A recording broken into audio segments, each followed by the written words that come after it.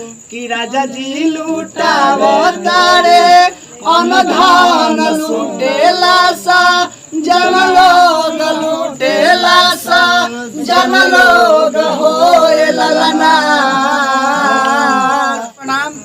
आज हमारे लिए या हम सभी कलाकारों के लिए बहुत गर्व की बात है और बहुत अच्छा लग रहा है कि हम लोग प्रभुदेवा जी के घर आए हैं, है ना। और बहुत सारे कलाकार आए हुए थे और सभी कलाकारों का हमने इंटरव्यू लिया। तो हम लोग सभी कलाकार बैठ करके, ये सूरज लहरी जी हो गए, परवाना राज जी हो गए और हमारे भैया प्रभुदेवा जी हैं और इधर प्रमोटर भैया हैं। तो हम लोग एक साथ मिलकर आप लोग को एक सॉन्ग सुनाने जा रहे हैं जो कि बहुत ही प्यारा है और आर्यन बाबू के ऊपर है। तो हम लोग दर्शकों को सुनाइए कि कहवा में जन्मे बबुआ आर्यन, कहवा में बबुआ आर्यन हो ए ललना, ए ललना कहवा में जन्मे बबुआ आर्यन, कहवा में प्रभुदेवान हो ए ललना, कहवा में जन्मे बबुआ आर्यन, कहवा में प्रभुदेवान हो। कौन सा गाँव है? कौन सा गाँव?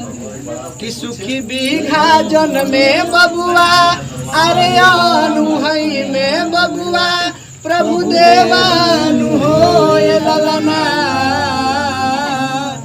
ए ललना उहई में जन्मे दूनो लाल मोहलिया होला सोहार हो ए ललना, उहई में जन्मे बबुआ लाल मोहलिया होला सोहार हो।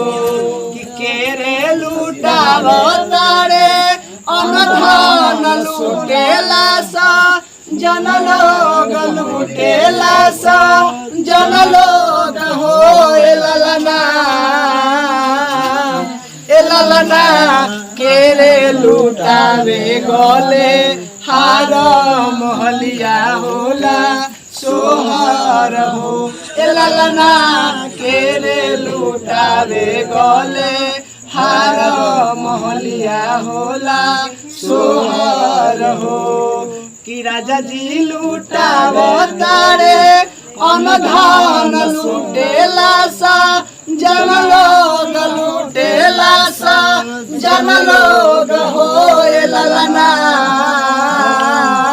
ए ललना रानी जी लूटावे गोले हार मोहलिया होला सोहर हो ए ललना, रानी जी लूटावे गोले हार मोहलिया होला सोहर हो। तो हम लोग के तरफ से बाबू आर्यन बाबू आप जियो हजारों साल। माता रानी से हम लोग यही दुआ करते हैं कि आप हमेशा मस्त रहें, खुश रहें, स्वस्थ रहें और हमेशा मुस्कुराते रहें।